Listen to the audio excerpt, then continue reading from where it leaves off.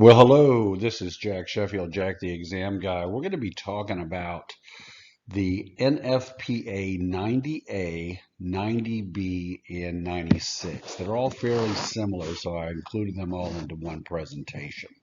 So the first thing that you need to know when you're taking an exam is which manual do I go to? All right, so when do you refer to these particular manuals? Well, these are from the National Fire Prevention Association. All right, so there's going to be something to do many times. Now, this is not 100%, but many times the questions are going to have something to do with preventing a fire. Okay, so they're going to talk about fire, they're going to talk about smoke, it's going to be heat, maybe fire dampers or smoke dampers, clearances to combustibles, fusible links. Okay, a fusible link is going to try to keep something from overheating, right?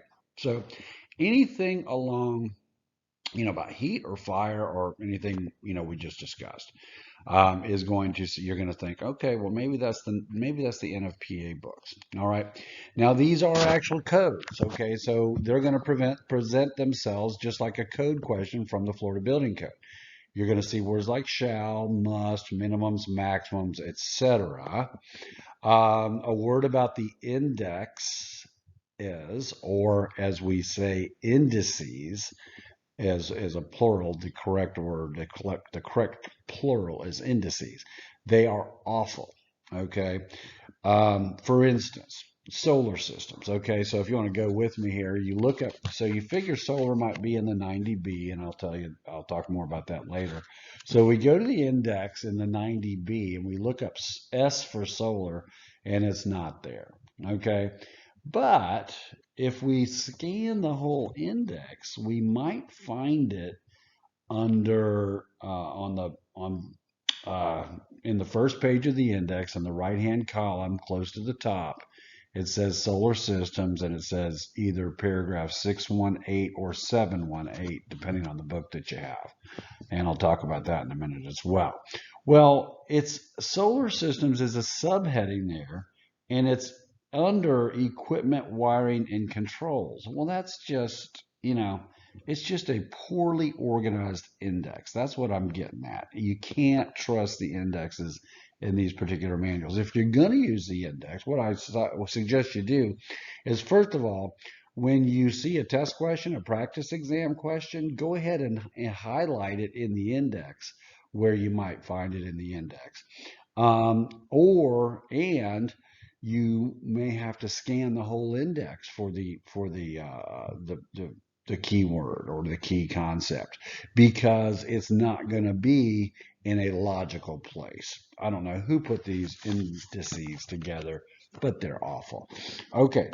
Um, and then, so you're going to use your table of contents in your tabs more, So hopefully, maybe you've got tabs, maybe you bought them with tabs, maybe you're doing your own tabs. Make sure they're permanent if you're using your own tabs.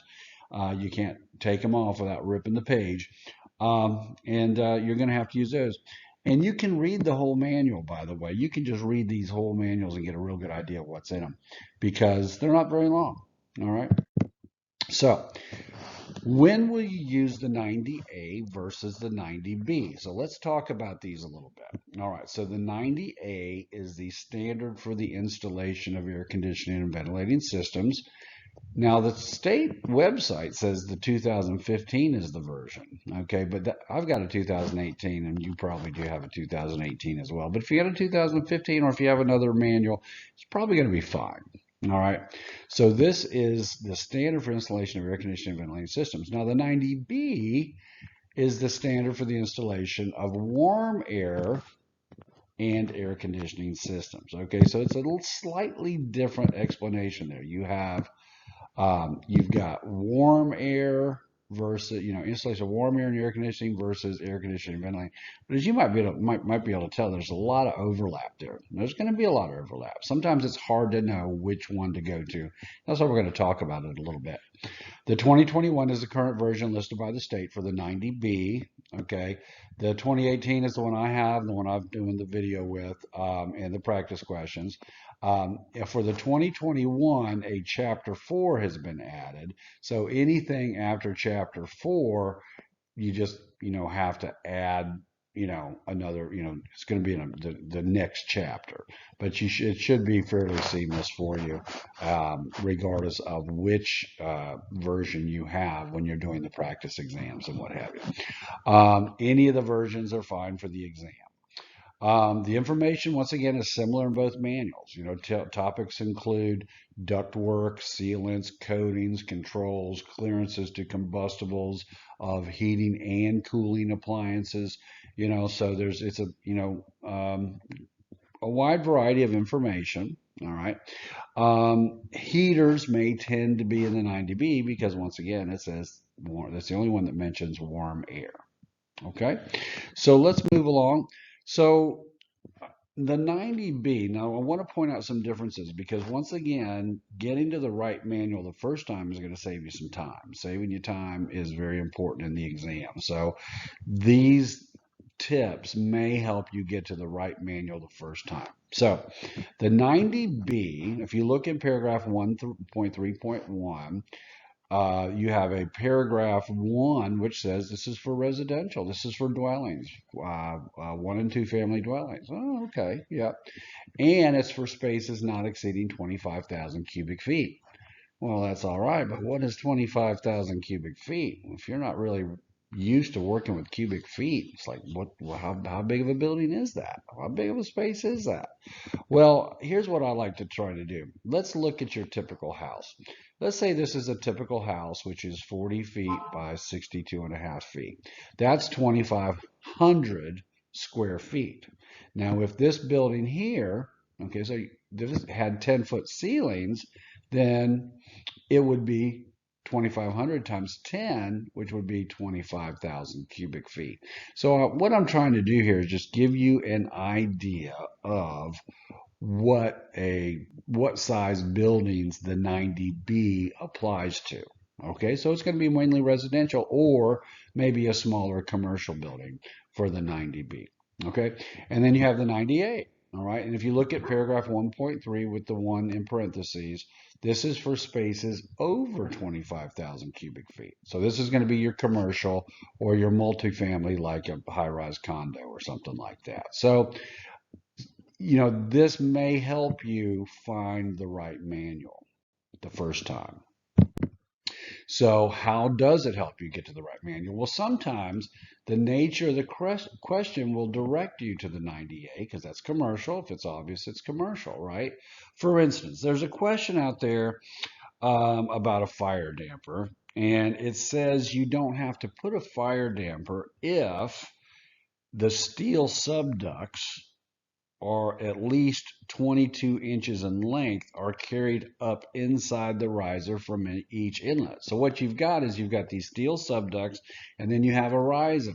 Well, so think about, a condominium where you've got these exhaust fans in each kitchen, right?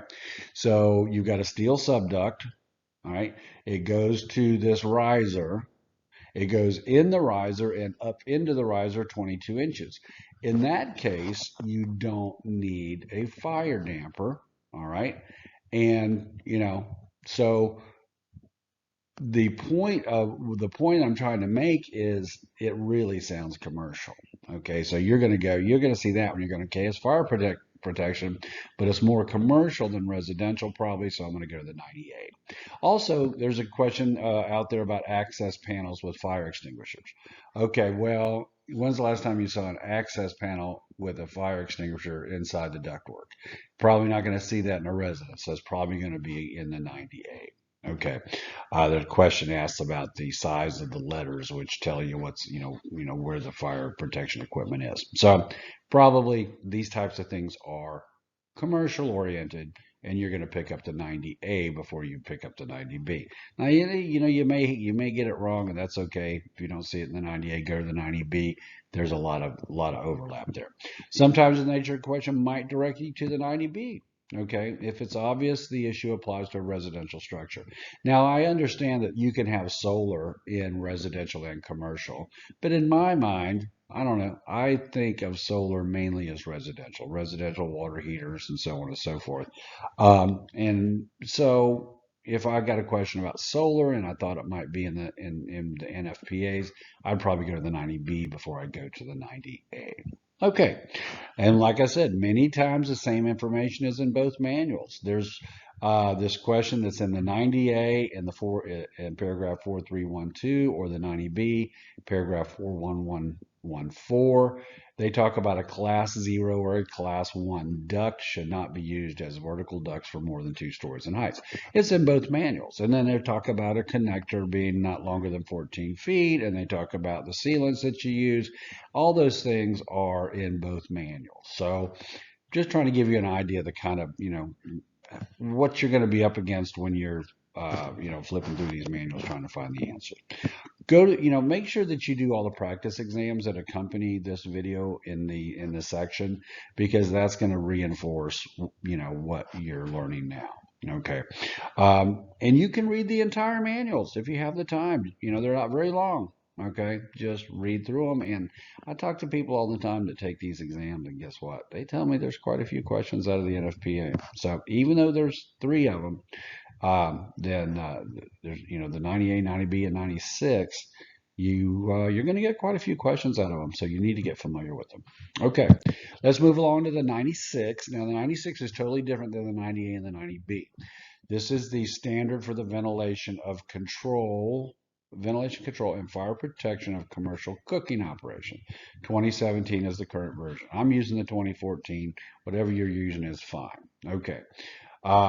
This is being, recorded in October of 2023, so you might even have a more current version by the time you're actually listening to this video, but that's probably fine too. This information doesn't change that much, and sometimes even if the information changes, a lot of times the older manuals are where the questions come from. So anyway, it's all about commercial cooking. It's that's pretty self-explanatory, So whenever you get a question about it, anything that has to do with commercial cooking, hoods, grease ducts, access panels, clearance to combustibles, shut-off valves for the appliances and, the gas appliances and stuff like that, you're going to think commercial cooking. Now, there is much overlap with the Florida Building Code Mechanical. This is the same type of information that you're going to find in Florida Building Code Mechanical as well in certain chapters. So you may find it in both. And the good news is they generally agree with each other. Okay, so if you find it in both manuals, that's fine. Sometimes it's in one and not the other. That's okay too. But we obviously also do have a section for Florida Building Code Mechanical for you as well. Make sure you use those practice exams. Now, the index in this one is a little better than the 90A or 90B, but believe me, it could be better. I'm not thrilled about it at all. But use those practice exams. Go through those practice exams, and it'll help you get familiar with the actual rules that I have seen on the exam. Okay, 98, 90B, and 96. In conclusion, when do you refer to these manuals? Okay, once again, National Fire Protection Association. It's going to have something to do with heat or preventing a fire. Okay, more than likely. Sometimes it's not obvious, but that's the whole point. Code questions represent themselves as rules or laws. You're going to look for words like shall, must, minimum, and maximum. Once again, don't rely on the indices of these manuals. They're awful. Highlight that index if you do find stuff. Table of content, that'll help you on test day if you're highlighting the index. Table of contents, you're going to be using the table of contents more and your tabs, all right? And once again, go over, check out those practice exams. Make sure you go through those. That's going to help you out a lot. This has been Jack Sheffield, Jack the Exam Guy, presenting this information to you. Don't ever let anybody tell you you don't know Jack. Hey, listen, I do encourage you to understand there are people less fortunate than you out there, and give a little bit back. You're gonna make so much money in this business. Give a little back to your church or to your favorite charities, and a portion of everything that you spend with Jack the Exam Guy also goes to charity as well. I want to tell you how much I appreciate your business. Have a nice day.